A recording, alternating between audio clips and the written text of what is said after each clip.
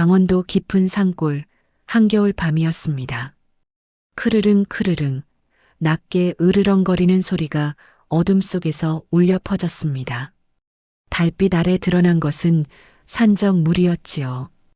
7명이나 되었습니다. 녀석들은 횃불을 들고 칼을 빼어든 채 천천히 다가오고 있었는데 눈빛은 야수처럼 번들거리고 있었지요. 그 한가운데 한 사내가 서 있었습니다. 이경호였습니다. 경호는 맨손으로 산적들을 노려보고 있었는데 숨소리 하나 흐트러지지 않았습니다. 낡은 도포 자락이 바람에 펄럭였고 눈발이 그의 어깨 위로 쌓여가고 있었지요. 야, 이놈아. 순순히 가진 거 내놓으면 목숨만은 살려주마. 두목으로 보이는 자가 칼을 휘두르며 소리쳤습니다. 경호는 대답 없이 두목을 바라보았는데 그 눈빛이 어찌나 차가운지 두목이 순간 움찔했지요. 이놈이 겁도 없이. 두목이 신호를 보내자 산적들이 일제히 달려들었습니다. 경호는 움직이지 않았습니다. 아니, 움직이지 않는 것처럼 보였지요. 선두에 섰던 산적이 칼을 내리치는 순간 경호의 몸이 연기처럼 옆으로 흘렀습니다. 그리고는 손날로 산적의 목덜미를 쳤지요. 퍽 하는 소리와 함께 산적이 고꾸라졌습니다. 두 번째 산적이 창을 찔러왔지만 경호는 창대를 움켜쥐고 잡아당겼습니다. 산적이 비틀거리며 끌려오자 경호는 그대로 무릎으로 산적의 명치를 찼지요. 우액 신음을 토하며 산적이 쓰러졌습니다. 나머지 산적들이 주춤거렸습니다. 뭐 하는 거야? 한꺼번에 덤벼. 두목이 고함을 질렀고 산적들이 사방에서 달려들었습니다. 경호는 빙글 돌며 주먹을 휘둘렀는데 한 번 휘두를 때마다 산적 하나씩 나뒹굴었지요. 어떤 자는 턱을 맞아 이빨이 부러졌고 어떤 자는 배를 맞아 구르며 신음을 토했습니다. 순식간에 6명이 땅바닥에 쓰러졌습니다. 두목만 남았지요. 두목은 칼을 들고 있었지만 손이 덜덜 떨리고 있었습니다. 내 놈 대체 뭐냐? 경호가 천천히 두목에게 다가갔습니다. 두목이 칼을 휘둘렀지만 경호는 맨손으로 칼날을 붙잡았지요. 피가 손바닥에서 흘러내렸지만 경호는 눈 하나 깜빡이지 않았습니다. 꺼져라. 다시는 이 산에 얼씬거리지 마라.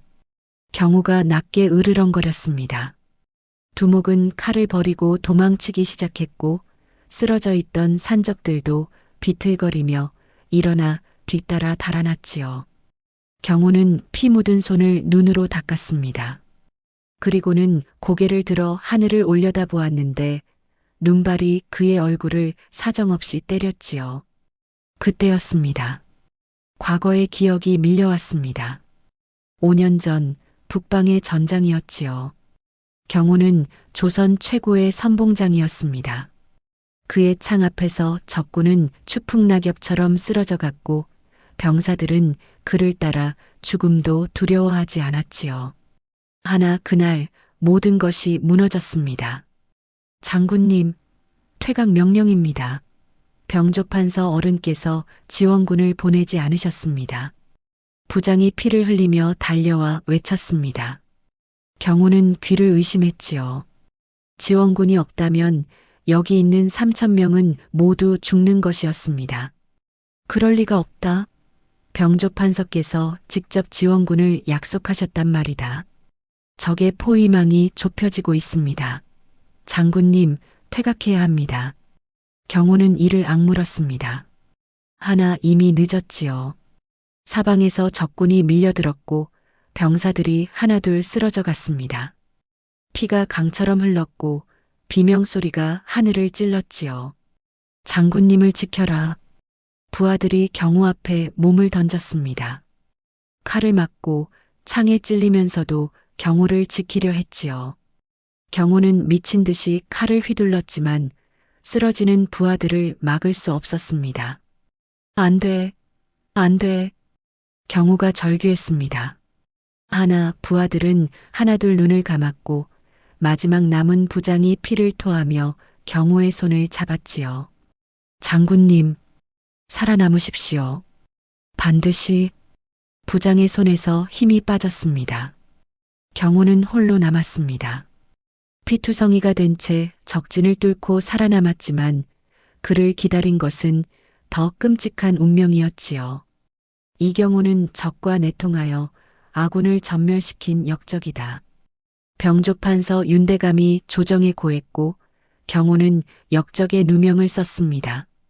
처형장으로 끌려가던 날 경호는 가까스로 탈출했지요. 그리고는 이 깊은 산속으로 숨어들어 5년을 살았습니다. 나무꾼이 되어 세상을 등진 채로 경호는 고개를 저으며 기억을 털어냈습니다. 그리고는 묵묵히 산길을 오르기 시작했지요. 눈발이 거세게 내리기 시작했고 바람이 뼛속까지 파고들었습니다. 한 시즌쯤 걸었을까요? 경호는 자신의 움막이 보이는 곳까지 왔습니다. 하나 이상한 것이 눈에 들어왔지요.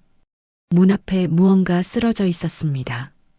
경호는 걸음을 멈추고 눈을 가늘게 떴습니다. 사람이었습니다. 아니, 아이였지요. 10살쯤 되어 보이는 사내아이가 눈 속에 파묻혀 있었는데 온몸이 새하얗게 얼어붙어 있었습니다. 경호는 재빨리 다가가 아이를 들어 올렸지요. 숨은 아직 붙어 있었지만 몸은 얼음장처럼 차가웠습니다. 경호는 아이를 안고 급히 움막 안으로 들어갔습니다. 화덕에 장작을 집어넣어 불을 크게 지폈지요. 타닥타닥하고 불길이 치솟았고 경호는 아이를 불 가까이 눕혔습니다. 아이의 행색은 참으로 처참했습니다. 낡은 두루마기는 너덜너덜 찢어져 있었고 집시는 한쪽이 아예 없었지요. 드러난 발은 시뻘겋게 동상이 올라 있었고 파란 입술은 부들부들 떨리고 있었습니다. 작은 손가락들은 얼어서 굳어 있었는데 펴지지도 않았지요. 경호는 거적대기를 꺼내 아이를 덮어주었습니다. 그리고는 항아리에서 물을 떠다 따뜻하게 데웠지요. 한참을 그렇게 있으니 아이의 숨소리가 조금씩 고르게 돌아왔습니다. 아이가 눈을 떴습니다. 처음에는 천장을 멍하니 바라보다가 고개를 돌려 경호를 보았지요. 겁에 질린 눈빛이었습니다. 하나 곧 경호의 얼굴을 알아본 듯 눈에 안도의 빛이 스쳤습니다.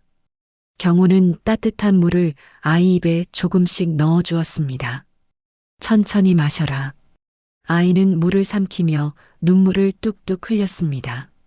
한참을 그렇게 물을 마시더니 갑자기 경호의 소매를 붙들었지요. 아, 아저씨. 처음으로 입을 연 것이었습니다. 목소리는 떨리고 있었지만 간절함이 가득했지요. 엄마가 잡혀가요. 제발, 제발 살려주세요. 경호는 미간을 찌푸렸습니다. 무슨 소리냐? 아이는 숨을 헐떡이며 말을 이었습니다.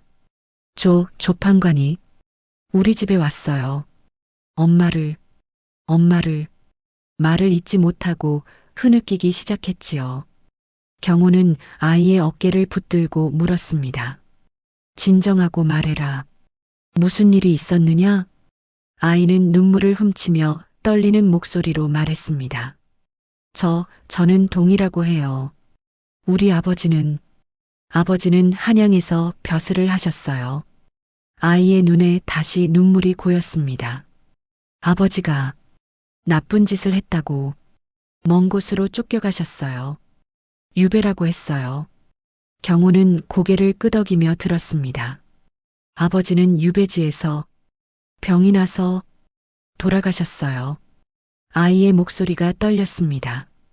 엄마가 아버지 시신을 모시고 고향으로 가던 중이었어요. 그런데 아이는 경호의 옷자락을 두 손으로 꽉 움켜쥐었습니다. 조판관이라는 사람이 포졸들을 데리고 왔어요.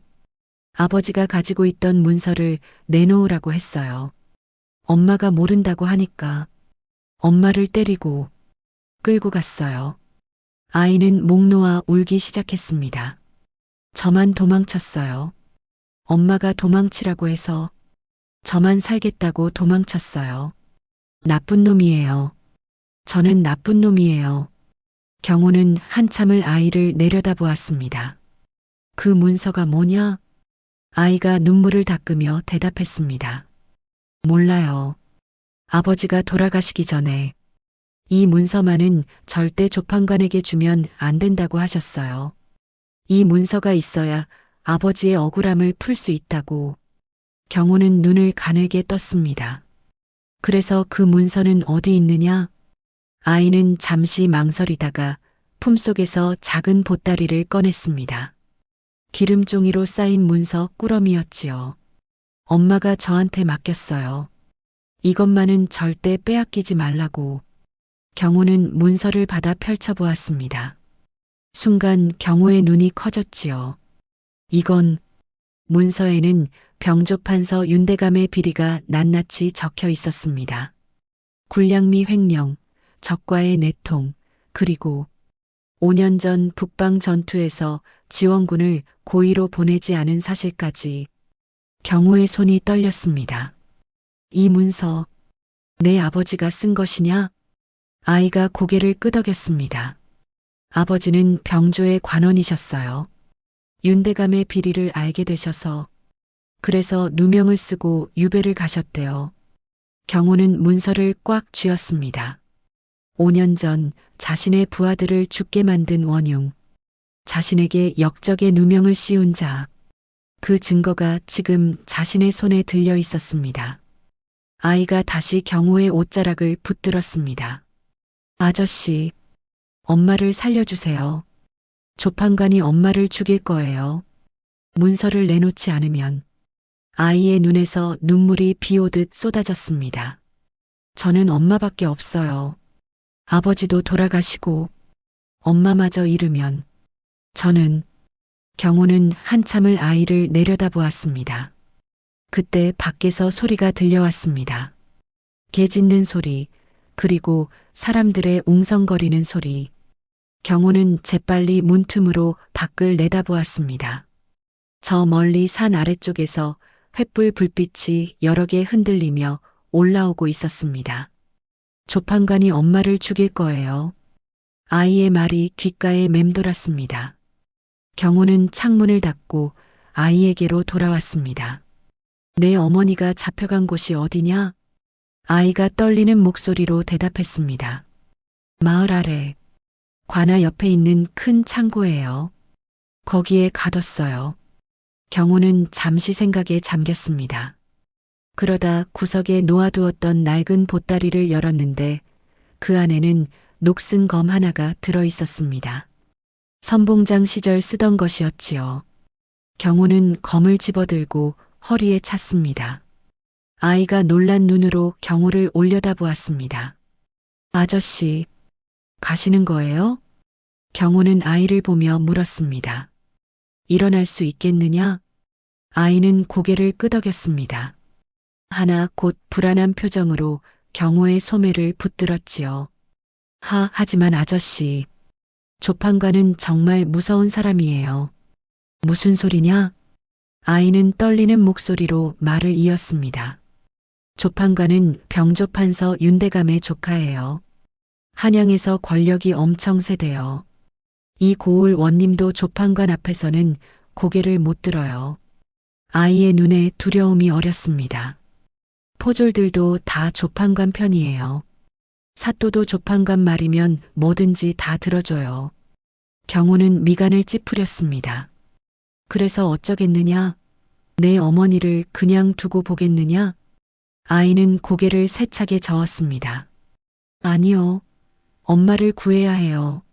하지만 아이는 경호의 얼굴을 올려다보았습니다.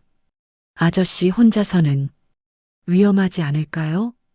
경호는 씁쓸하게 웃었습니다. 걱정 마라. 나도 한때는. 말을 멈추고 창밖을 바라보았습니다. 횃불 불빛이 점점 가까워지고 있었지요. 시간이 없다. 가자.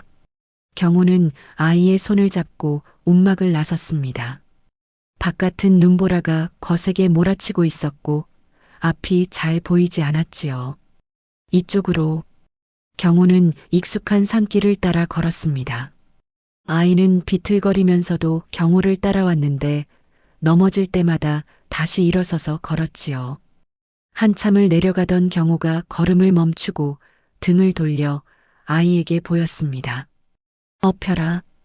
이러다 얼어 죽는다. 아이는 망설이지 않고 경호의 등에 매달렸습니다. 경호는 아이를 업은 채 다시 걸음을 재촉했는데 속도가 오히려 전보다 더 빨라졌지요. 꽉 잡아라. 떨어지면 못 주워간다. 아이는 경호의 목을 꽉 껴안았습니다. 경호의 등에서 느껴지는 온기가 살아있는 화덕 같았는데 아이는 그 따뜻함에 몸을 맡긴 채 속삭였지요. 아저씨, 이름이 뭐예요? 경호는 잠시 침묵하다가 대답했습니다. 이경호다. 경호 아저씨. 아이가 작게 중얼거렸습니다. 아저씨는 왜 이렇게 깊은 산속에서 혼자 사세요? 경호는 대답하지 않았습니다. 묵묵히 산길을 내려갔지요. 아이는 더 묻지 않았습니다. 다만 경호의 등에서 느껴지는 따뜻함이 좋았습니다. 마치 아버지의 등처럼. 그때였습니다. 멀리서 개 짖는 소리가 바람을 타고 날아왔습니다. 경호는 걸음을 멈추고 뒤를 돌아보았는데 산 위쪽에서 횃불 불빛이 여러 개 흔들리며 내려오고 있었습니다. 개 짖는 소리가 점점 가까워지고 있었지요. 아이가 경호 등에서 몸을 떨며 속삭였습니다. 저 소리. 조판관의 사냥개예요. 제 냄새를 맡고 쫓아오는 거예요. 경호는 이를 악물었습니다. 벌써 눈치챘군. 생각보다 빠르다. 아이를 업은 채로는 빠르게 달릴 수 없었습니다. 경호는 재빨리 주위를 살폈는데 저만치의 큰 바위가 눈에 들어왔지요. 경호는 바위 뒤로 몸을 숨긴 뒤 낮게 말했습니다. 숨소리 내지 마라. 꼼짝 말고. 아이는 숨을 죽이고 경호 등에 찰싹 달라붙었습니다. 얼마 지나지 않아 사냥개 2마리가 눈을 헤치며 달려왔습니다. 그 뒤를 따라 칼을 찬 사내 넷이 횃불을 들고 나타났는데 거친 숨을 몰아쉬며 주위를 살피고 있었지요. 이 근처 어딘가에 있을 게다. 사냥개가 냄새를 놓치지 않았어. 멀리 가지 못했다. 그 계집애를 찾아내서 목을 비틀어야 해. 조판관 나으리께서 살려두지 말라 하셨다. 사내들이 주위를 뒤지기 시작했습니다. 사냥개 1마리가 경호가 숨은 바위 쪽으로 코를 벌름거리며 다가오고 있었지요. 경호는 천천히 허리춤에 찬 검을 빼냈습니다. 녹슨 검이었지만 달빛을 받아 은은하게 빛났습니다. 사냥개가 바위 바로 앞까지 왔습니다. 코를 벌름거리다가 크게 짖으려는 순간 경호가 바위 뒤에서 번개처럼 튀어나왔습니다. 경호의 손이 사냥개의 주둥이를 틀어막았고 다른 손으로 개의 목을 잡아 단숨에 기절시켰지요. 소리 한 번 내지 못하고 개가 눈 위에 쓰러졌습니다. 뭐야? 사내 하나가 돌아보았습니다. 경호와 눈이 마주쳤지요. 거기 말을 끝맺기도 전에 경호가 달려들었습니다. 검이 번쩍 허공을 갈랐고 사내의 칼이 2 동강 나며 땅에 떨어졌지요. 크악! 사내가 비명을 지르며 뒤로 물러났습니다. 나머지 3명이 칼을 빼어들고 달려왔지만 경호는 아이를 등에 업은 채로도 막힘없이 움직였습니다. 한 사내의 손목을 검으로 쳐서 칼을 떨어뜨리고 발로 차서 다른 사내를 나뒹굴게 했지요. 마지막 사내가 뒤에서 칼을 휘둘렀지만 경호는 몸을 틀어 피하며 검 손잡이로 사내의 명치를 찔렀습니다. 우액 신음을 토하며 사내가 쓰러졌지요. 살아남은 사내들이 비틀거리며 도망치기 시작했습니다. 돌아가서 내 주인에게 전해라. 경호가 차갑게 말했습니다. 이경호가 간다고. 사내들은 겁에 질려 뒤도 돌아보지 않고 달아났습니다. 경호는 다시 걸음을 재촉했습니다. 아이가 떨리는 목소리로 물었지요. 아저씨, 이경호라고 하셨죠? 혹시? 아이는 잠시 망설이다가 말을 이었습니다. 혹시 5년 전 북방 전투의 이경호 장군님이세요? 경호는 걸음을 멈추지 않았습니다. 다만 목소리가 낮게 가라앉았지요. 그런 사람 알고 있느냐?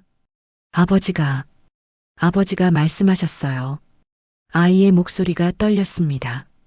이경호 장군은 역적이 아니라고, 윤대감이 누명을 씌운 거라고, 진짜 영웅이시라고. 경호는 아무 말도 하지 않았습니다. 아이가 조심스럽게 물었습니다. 아저씨가 정말 그 장군님이세요? 한참의 침묵이 흘렀습니다. 그러다 경호가 낮게 대답했지요. 그래, 나다. 아이는 놀라면서도 왠지 안심이 되는 것 같았습니다. 아버지가 존경하던 분, 진짜 영웅이라고 했던 분, 그분이 지금 자신을 업고 있었습니다. 그럼 엄마를 꼭 구할 수 있겠죠? 경호는 대답 대신 걸음을 더 빨리 했습니다. 마침내 산 아래 마을이 보이기 시작했습니다. 불빛이 여기저기 보였고 집들의 윤곽이 어렴풋이 드러났지요. 경호는 걸음을 멈추고 마을을 내려다보았습니다. 어머니가 갇힌 곳이 어디라 했느냐? 아이가 떨리는 손으로 한쪽을 가리켰습니다. 저기, 저 큰 건물 옆에 있는 창고예요. 경호는 아이가 가리킨 곳을 보았습니다. 관아 옆에 있는 커다란 창고, 그 앞에 포졸 둘이 횃불을 들고 지키고 서 있었지요. 경호는 아이를 내려놓았습니다. 여기서 기다려라. 아이가 경호의 손을 붙들었습니다. 저도 갈래요. 엄마한테. 안 된다. 경호가 단호하게 말했습니다. 내가 가면 오히려 방해가 된다. 여기서 숨어 있거라. 내가 내 어머니를 데려오마. 아이는 울먹이면서도 고개를 끄덕였습니다. 경호는 큰 나무 뒤에 아이를 숨긴 뒤 검을 들고 마을로 내려갔습니다. 마을은 고요했습니다. 한밤중이라 사람들은 모두 잠들어 있었고 들리는 것이라고는 바람 소리뿐이었지요. 경호는 담벼락을 타고 조심스럽게 이동했습니다. 관아 앞을 지나 창고 뒤편으로 돌아갔는데 뒷문에는 자물쇠가 채워져 있었지요. 경호는 검으로 자물쇠를 내리쳤습니다. 쨍 하는 소리와 함께 자물쇠가 부서졌지요. 경호가 문을 열고 안으로 들어갔습니다. 창고 안은 어두웠습니다. 구석에서 신음소리가 들려왔지요. 경호가 다가가 보니 여인 하나가 기둥에 묶여 있었습니다. 얼굴은 창백했고 옷에는 피가 묻어 있었는데 숨은 겨우 붙어 있었지만 언제 꺼질지 모를 정도로 약했지요. 경호는 여인의 포박을 끊어주었습니다. 부인, 정신 차리시오. 아들이 나를 보냈소. 여인이 가까스로 눈을 떴습니다. 흐릿한 눈동자로 경호를 바라보더니 놀란 표정을 지었지요. 동희가 무사합니까? 무사하오. 지금 밖에서 기다리고 있소. 여인의 눈에 눈물이 고였습니다. 고맙습니다. 고맙습니다. 경호는 여인을 부축해 일으켰는데 여인의 몸이 깃털처럼 가벼웠습니다. 갈 수 있겠소? 여인이 비틀거리며 일어섰습니다. 경호가 여인을 부축하고 문 쪽으로 향했지요. 그때였습니다. 문이 벌컥 열리며 횃불 불빛이 쏟아져 들어왔습니다. 거기 멈춰라. 포졸들이 창고 안으로 쏟아져 들어왔습니다. 10명은 좋게 되어 보였지요. 그 뒤에서 한 사내가 천천히 걸어 들어왔습니다. 비단 도포를 입고 부채를 든 40줄의 사내. 얼굴에는 음흉한 미소가 걸려 있었지요.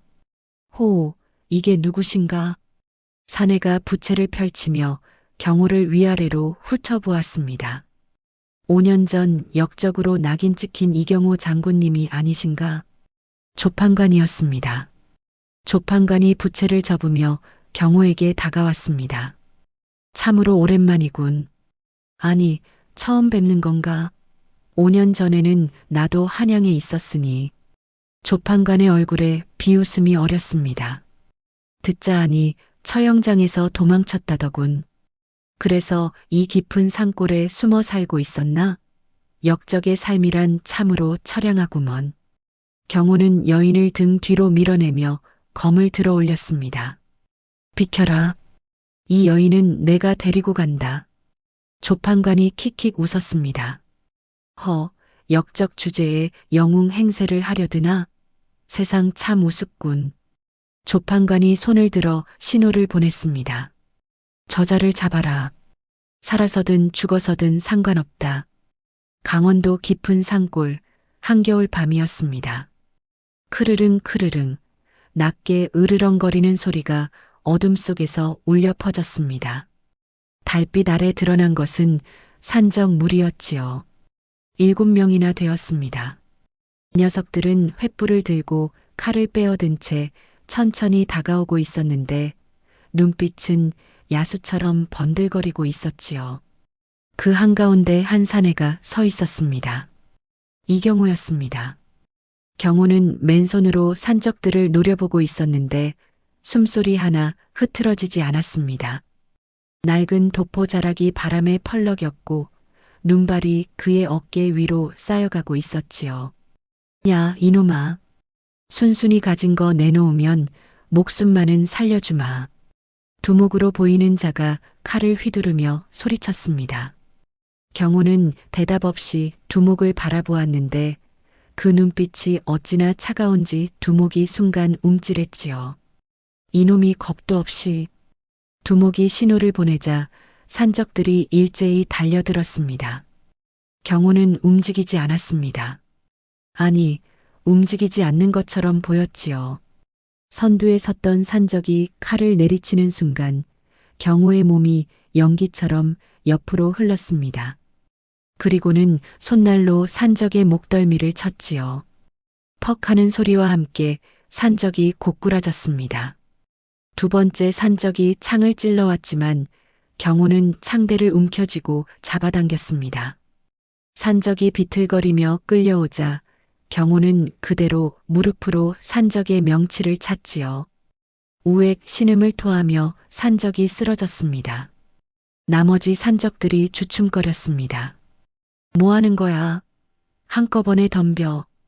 두목이 고함을 질렀고 산적들이 사방에서 달려들었습니다. 경호는 빙글 돌며 주먹을 휘둘렀는데 한 번 휘두를 때마다 산적 하나씩 나뒹굴었지요. 어떤 자는 턱을 맞아 이빨이 부러졌고 어떤 자는 배를 맞아 구르며 신음을 토했습니다. 순식간에 6명이 땅바닥에 쓰러졌습니다. 두목만 남았지요. 두목은 칼을 들고 있었지만 손이 덜덜 떨리고 있었습니다. 내 놈 대체 뭐냐? 경호가 천천히 두목에게 다가갔습니다. 두목이 칼을 휘둘렀지만 경호는 맨손으로 칼날을 붙잡았지요. 피가 손바닥에서 흘러내렸지만 경호는 눈 하나 깜빡이지 않았습니다. 꺼져라. 다시는 이 산에 얼씬거리지 마라. 경호가 낮게 으르렁거렸습니다. 두목은 칼을 버리고 도망치기 시작했고 쓰러져 있던 산적들도 비틀거리며 일어나 뒤따라 달아났지요. 경호는 피 묻은 손을 눈으로 닦았습니다. 그리고는 고개를 들어 하늘을 올려다보았는데 눈발이 그의 얼굴을 사정없이 때렸지요. 그때였습니다. 과거의 기억이 밀려왔습니다. 5년 전 북방의 전장이었지요. 경호는 조선 최고의 선봉장이었습니다. 그의 창 앞에서 적군은 추풍낙엽처럼 쓰러져 갔고 병사들은 그를 따라 죽음도 두려워하지 않았지요. 하나 그날 모든 것이 무너졌습니다. 장군님, 퇴각 명령입니다. 병조판서 어른께서 지원군을 보내지 않으셨습니다. 부장이 피를 흘리며 달려와 외쳤습니다. 경호는 귀를 의심했지요. 지원군이 없다면 여기 있는 3,000명은 모두 죽는 것이었습니다. 그럴 리가 없다.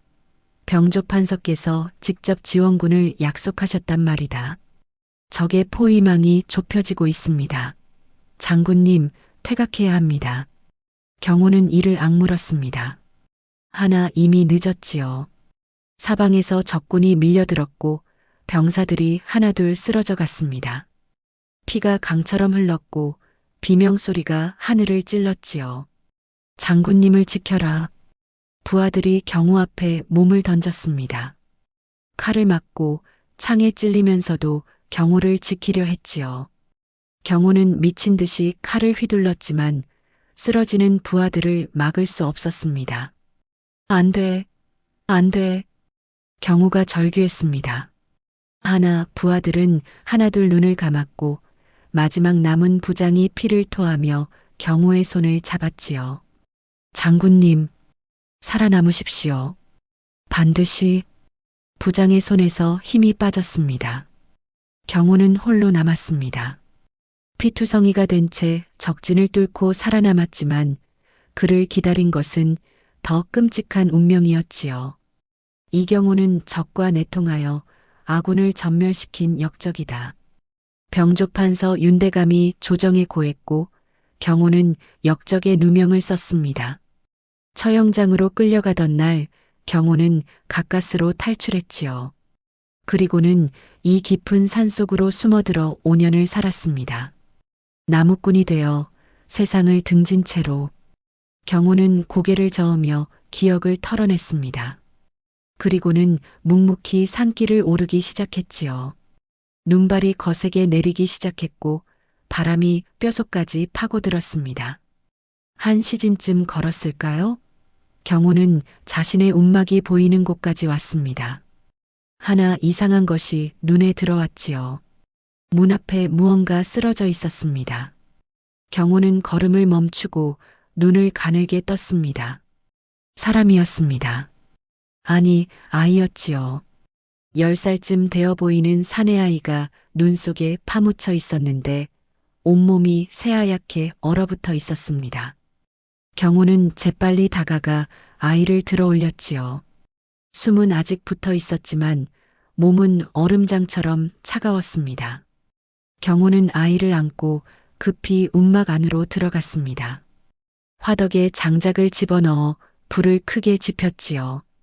타닥타닥하고 불길이 치솟았고 경호는 아이를 불 가까이 눕혔습니다. 아이의 행색은 참으로 처참했습니다. 낡은 두루마기는 너덜너덜 찢어져 있었고 집시는 한쪽이 아예 없었지요. 드러난 발은 시뻘겋게 동상이 올라 있었고 파란 입술은 부들부들 떨리고 있었습니다. 작은 손가락들은 얼어서 굳어 있었는데 펴지지도 않았지요. 경호는 거적대기를 꺼내 아이를 덮어주었습니다. 그리고는 항아리에서 물을 떠다 따뜻하게 데웠지요. 한참을 그렇게 있으니 아이의 숨소리가 조금씩 고르게 돌아왔습니다. 아이가 눈을 떴습니다. 처음에는 천장을 멍하니 바라보다가 고개를 돌려 경호를 보았지요. 겁에 질린 눈빛이었습니다. 하나 곧 경호의 얼굴을 알아본 듯 눈에 안도의 빛이 스쳤습니다. 경호는 따뜻한 물을 아이 입에 조금씩 넣어 주었습니다. 천천히 마셔라. 아이는 물을 삼키며 눈물을 뚝뚝 흘렸습니다.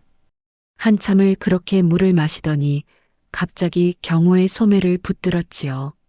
아, 아저씨. 처음으로 입을 연 것이었습니다. 목소리는 떨리고 있었지만 간절함이 가득했지요. 엄마가 잡혀가요. 제발 살려주세요. 경호는 미간을 찌푸렸습니다. 무슨 소리냐? 아이는 숨을 헐떡이며 말을 이었습니다. 조판관이 우리 집에 왔어요. 엄마를 말을 잇지 못하고 흐느끼기 시작했지요. 경호는 아이의 어깨를 붙들고 물었습니다. 진정하고 말해라. 무슨 일이 있었느냐? 아이는 눈물을 훔치며 떨리는 목소리로 말했습니다. 저는 동이라고 해요. 우리 아버지는 한양에서 벼슬을 하셨어요. 아이의 눈에 다시 눈물이 고였습니다. 아버지가 나쁜 짓을 했다고 먼 곳으로 쫓겨가셨어요. 유배라고 했어요. 경호는 고개를 끄덕이며 들었습니다. 아버지는 유배지에서 병이 나서 돌아가셨어요. 아이의 목소리가 떨렸습니다. 엄마가 아버지 시신을 모시고 고향으로 가던 중이었어요. 그런데 아이는 경호의 옷자락을 두 손으로 꽉 움켜쥐었습니다. 조판관이라는 사람이 포졸들을 데리고 왔어요. 아버지가 가지고 있던 문서를 내놓으라고 했어요. 엄마가 모른다고 하니까 엄마를 때리고 끌고 갔어요. 아이는 목 놓아 울기 시작했습니다. 저만 도망쳤어요. 엄마가 도망치라고 해서 저만 살겠다고 도망쳤어요. 나쁜 놈이에요. 저는 나쁜 놈이에요. 경호는 한참을 아이를 내려다보았습니다. 그 문서가 뭐냐? 아이가 눈물을 닦으며 대답했습니다. 몰라요. 아버지가 돌아가시기 전에 이 문서만은 절대 조판관에게 주면 안 된다고 하셨어요. 이 문서가 있어야 아버지의 억울함을 풀 수 있다고. 경호는 눈을 가늘게 떴습니다. 그래서 그 문서는 어디 있느냐?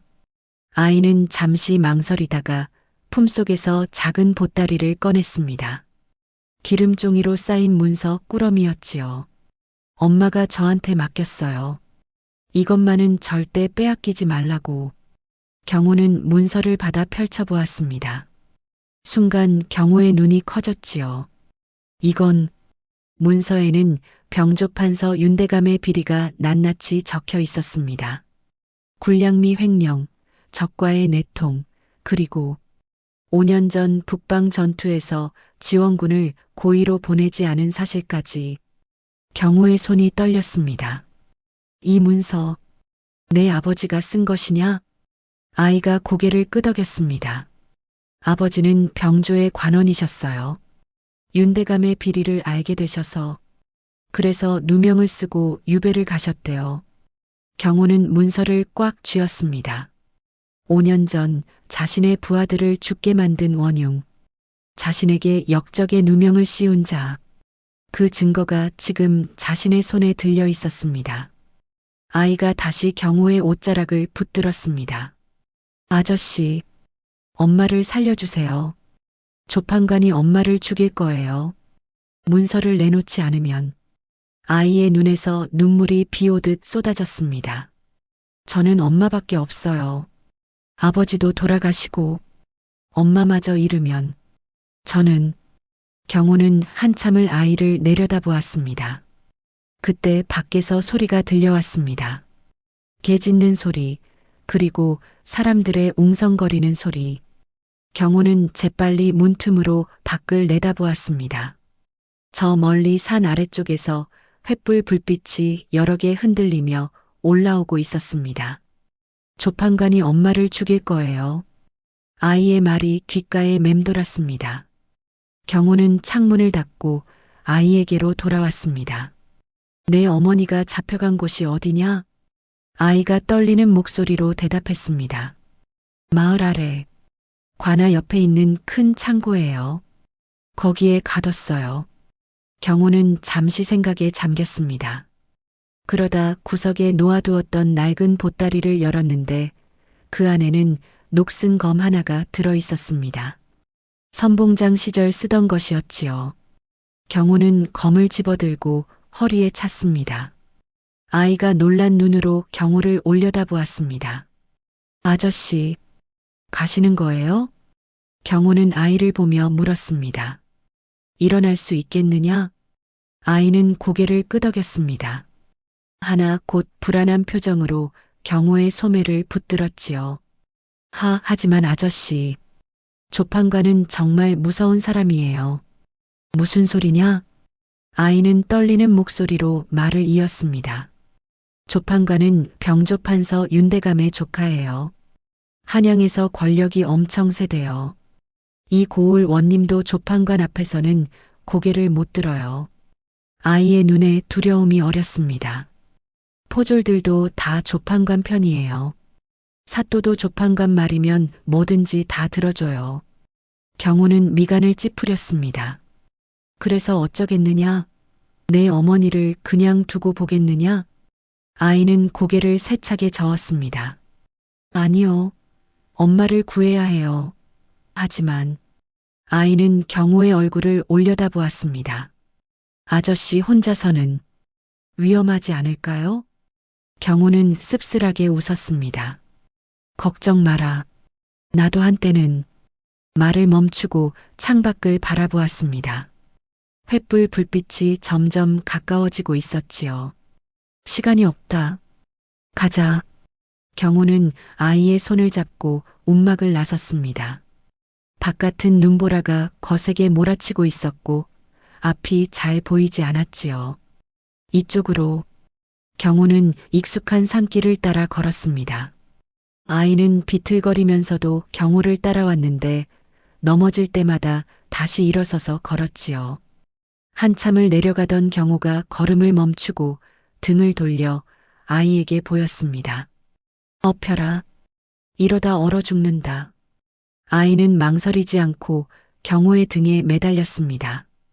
경호는 아이를 업은 채 다시 걸음을 재촉했는데 속도가 오히려 전보다 더 빨라졌지요.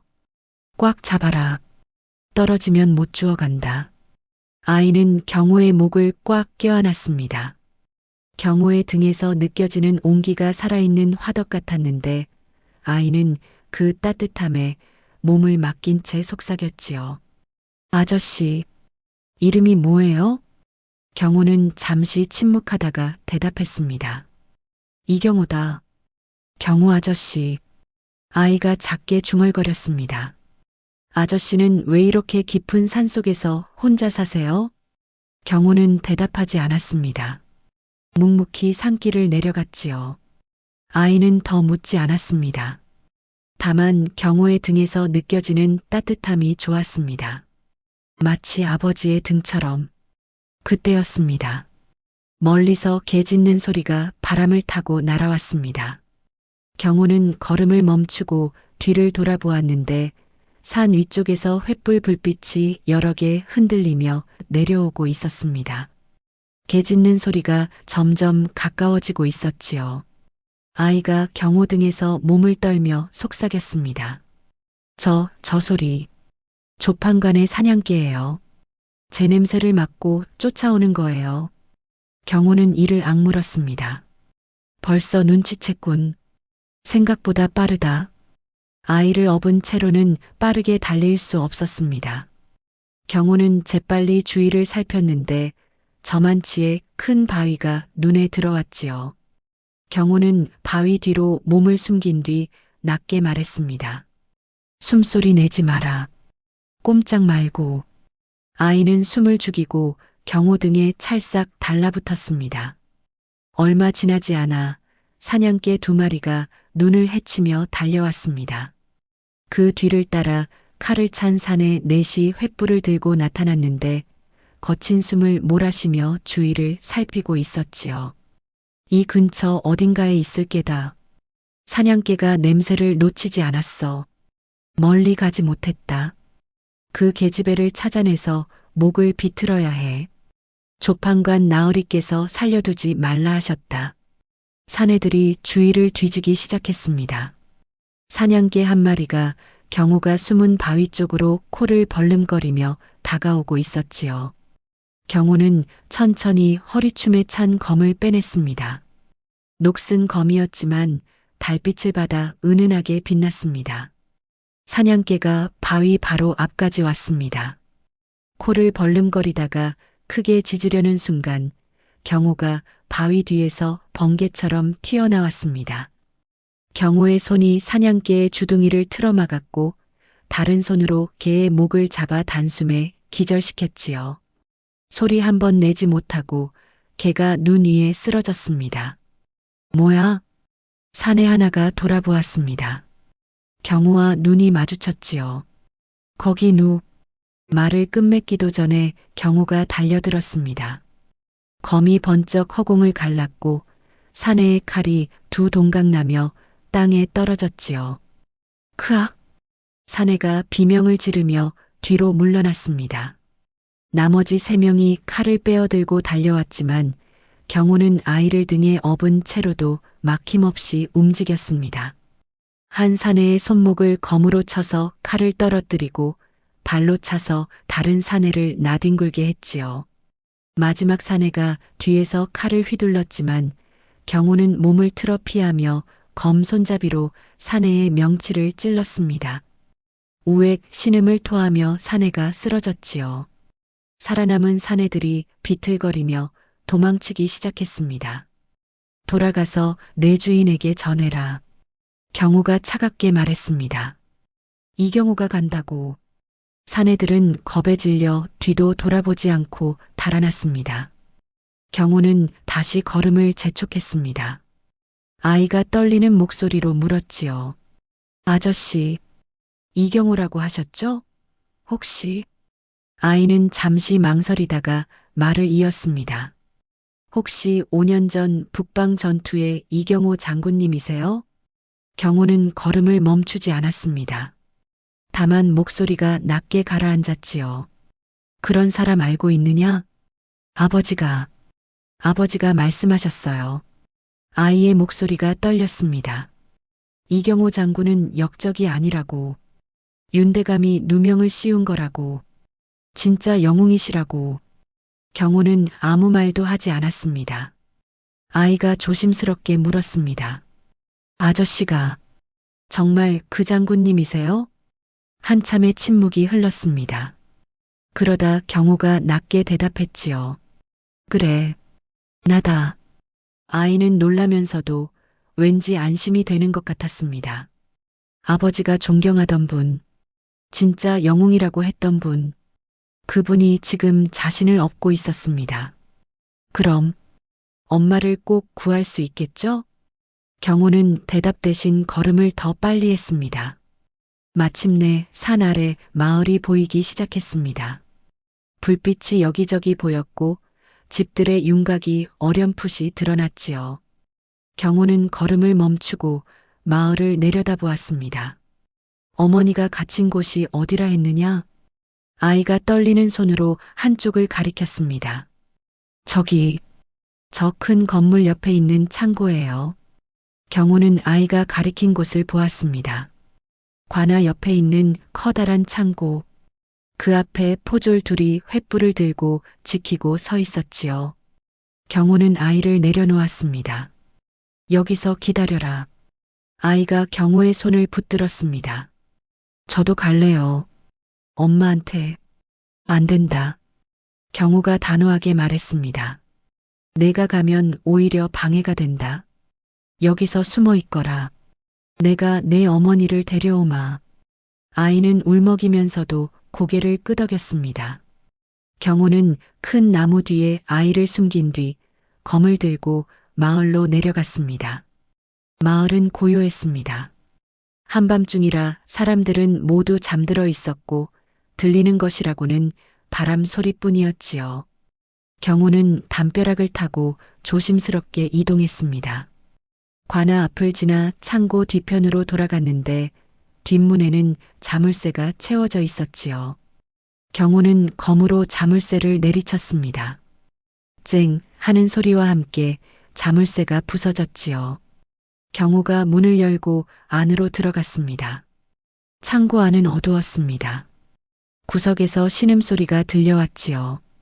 경호가 다가가 보니 여인 하나가 기둥에 묶여 있었습니다. 얼굴은 창백했고 옷에는 피가 묻어 있었는데 숨은 겨우 붙어 있었지만 언제 꺼질지 모를 정도로 약했지요. 경호는 여인의 포박을 끊어주었습니다. 부인, 정신 차리시오. 아들이 나를 보냈소. 여인이 가까스로 눈을 떴습니다. 흐릿한 눈동자로 경호를 바라보더니 놀란 표정을 지었지요. 동희가 무사합니까? 무사하오. 지금 밖에서 기다리고 있소. 여인의 눈에 눈물이 고였습니다. 고맙습니다. 고맙습니다. 경호는 여인을 부축해 일으켰는데 여인의 몸이 깃털처럼 가벼웠습니다. 갈 수 있겠소? 여인이 비틀거리며 일어섰습니다. 경호가 여인을 부축하고 문 쪽으로 향했지요. 그때였습니다. 문이 벌컥 열리며 횃불 불빛이 쏟아져 들어왔습니다. 거기 멈춰라. 포졸들이 창고 안으로 쏟아져 들어왔습니다. 10명은 좋게 되어 보였지요. 그 뒤에서 한 사내가 천천히 걸어 들어왔습니다. 비단 도포를 입고 부채를 든 40줄의 사내. 얼굴에는 음흉한 미소가 걸려 있었지요. 호, 이게 누구신가? 사내가 부채를 펼치며 경호를 위아래로 훑어보았습니다. 5년 전 역적으로 낙인 찍힌 이경호 장군님이 아니신가? 조판관이었습니다. 조판관이 부채를 접으며 경호에게 다가왔습니다. 참으로 오랜만이군. 아니, 처음 뵙는 건가? 5년 전에는 나도 한양에 있었으니. 조판관의 얼굴에 비웃음이 어렸습니다. 듣자 하니 처형장에서 도망쳤다더군. 그래서 이 깊은 산골에 숨어 살고 있었나? 역적의 삶이란 참으로 처량하구먼. 경호는 여인을 등 뒤로 밀어내며 검을 들어 올렸습니다. 비켜라. 이 여인은 내가 데리고 간다. 조판관이 킥킥 웃었습니다. 역적 주제에 영웅 행세를 하려드나? 세상 참 우습군. 조판관이 손을 들어 신호를 보냈습니다. 저자를 잡아라. 살아서든 죽어서든 상관없다.